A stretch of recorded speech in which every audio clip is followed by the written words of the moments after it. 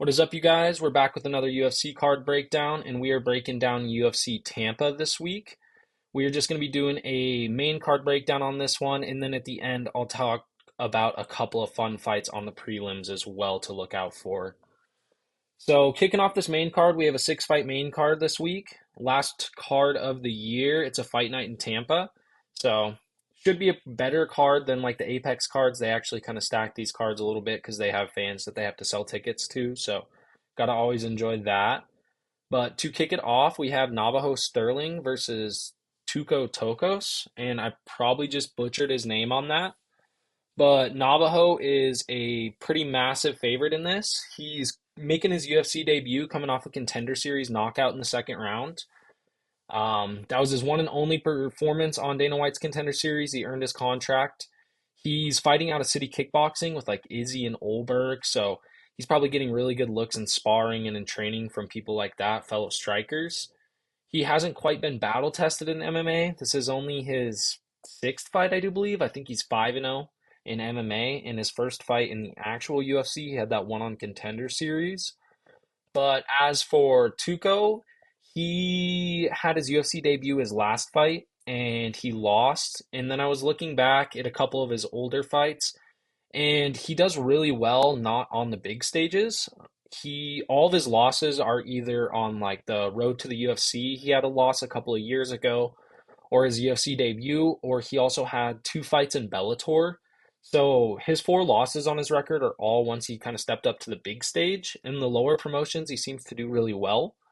I think in this fight, I'm leaning towards Navajo. I mean, he's a huge favorite, trains out of City Kickboxing. He's getting good looks from other light heavyweights like Olberg, who's a top 10 heavyweight in the world, coming off a win right now. And yeah, I'm leaning Navajo on this one. I don't think that's a huge surprise. I think he's going to be able to go out there and kind of show off a little bit.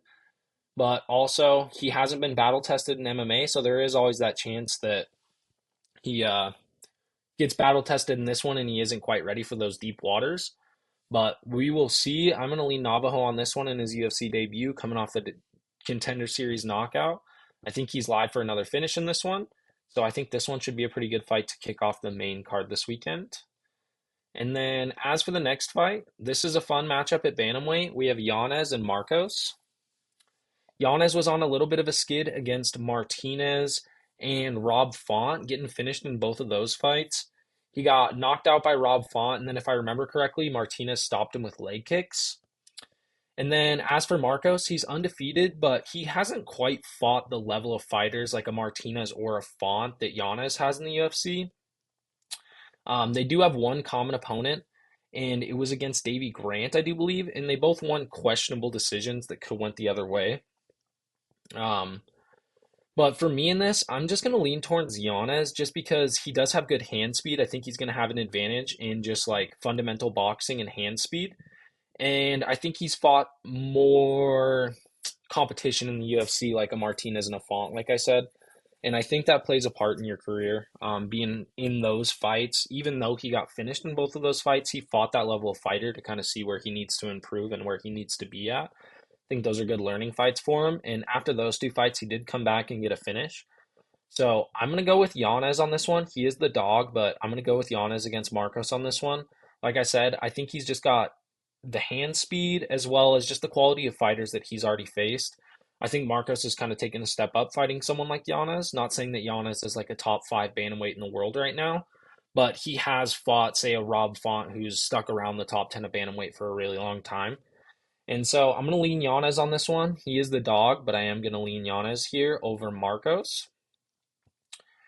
And then for the third fight on the main card, we have Petrino and Dustin Jacoby. So for this one, they're both coming off of losses to two people who actually just fought. Petrino got subbed by Anthony Smith, and then Dustin Jacoby got knocked out by Dominic Reyes in his last performance. So for this one, neither one of them really looked too great in either of their last performances, but Jacoby does have more UFC experience overall.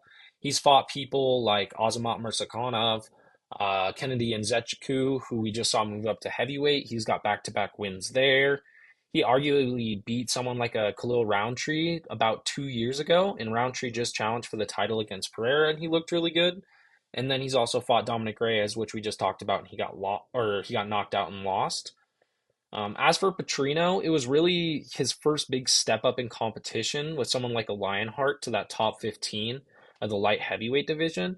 Before that, he kind of looked like a mauler. He was 11 and 0, and then he met someone like Lionheart and made some fundamental mistakes. So with this one, I just think that Dustin Jacoby, he has a pretty significant striking advantage here coming from his kickboxing background. But I think Petrino's going to be able to get this one to the ground. I think he's going to learn from some of those fundamental mistakes that he made against Anthony Smith.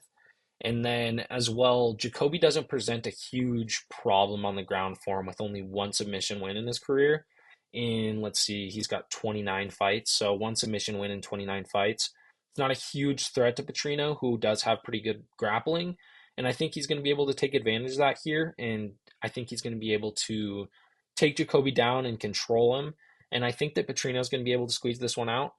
I don't see this being the most exciting fight. It could be an exciting fight if it stays on the feet, but I do think that Petrino is just going to control Jacoby and try and get this win that way. I think that's his smartest way to a win here. He does have the grappling advantage, so I think the smartest way to a win here would just be to control and grapple Jacoby, who does have a really good striking background.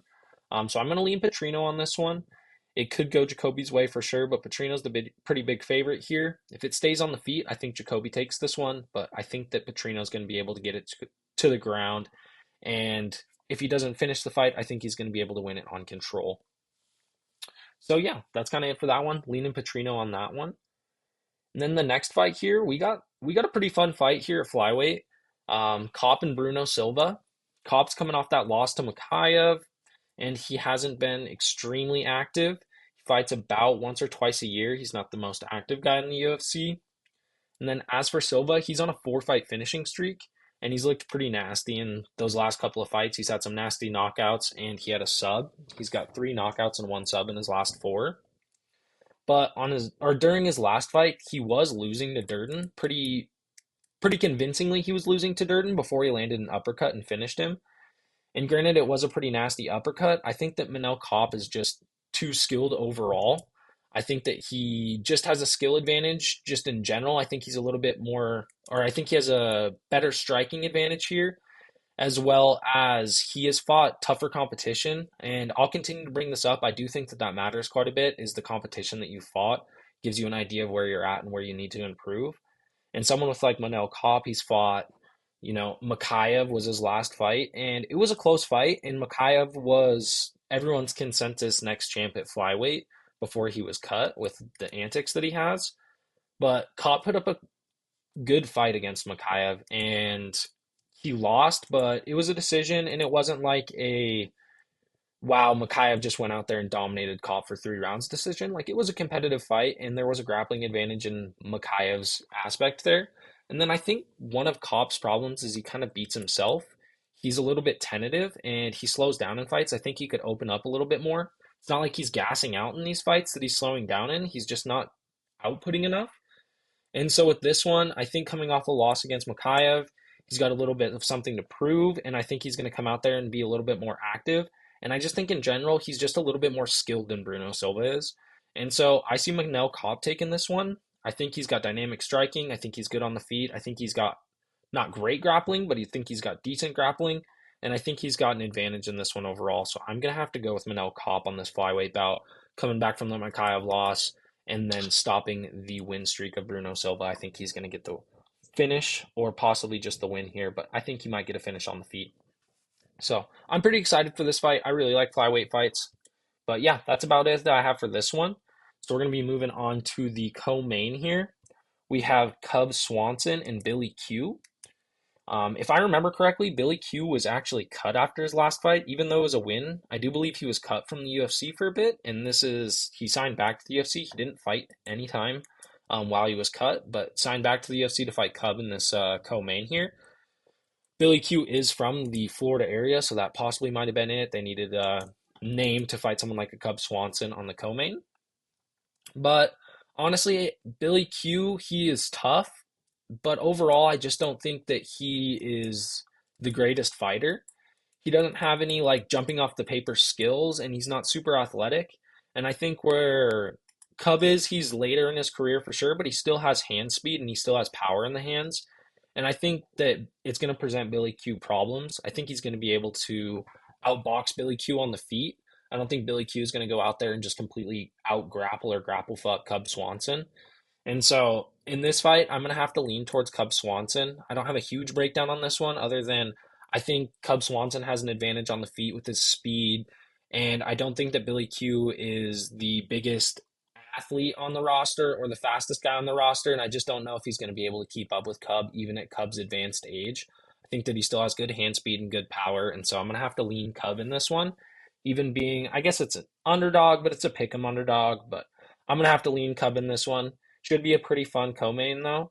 Um, both fun strikers, and like I said, Billy Q's a tough guy, and he's going to make it a fun fight even if he's getting beaten up. So should be a good co-main.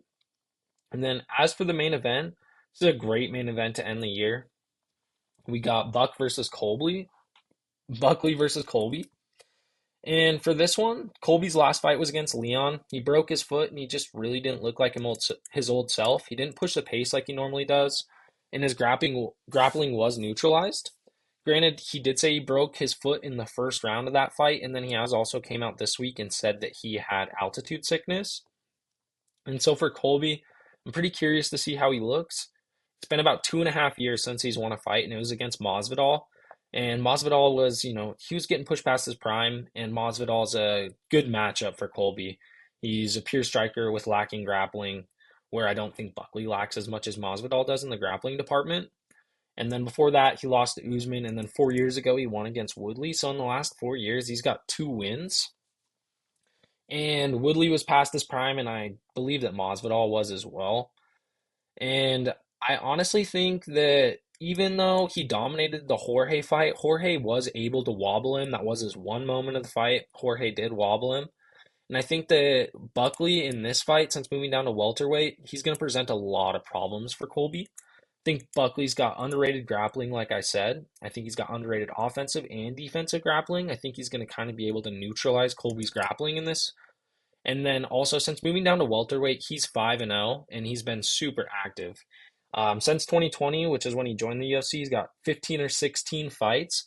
So he's been improving fight after fight, and he's been staying consistent, getting fights. He hasn't been, sitting on the couch and not improving. He's been improving. He's been in camp. He's been working hard. And since he moved down to 170, he's looked really good. He's coming off a finish win over Wonderboy. And honestly, I just think that he presents a lot of problems for Colby with the striking. We saw that he's able to get to Wonderboy, who hasn't been knocked out since Anthony Pettis, and that was a while ago. And Anthony Pettis was losing that fight, and Buckley was not losing the fight. He was not getting dominated on the feet. Wonderboy was having a tough time keeping Buckley off of him with his pressure. And so, like I said, I think Buckley's just going to present some problems here.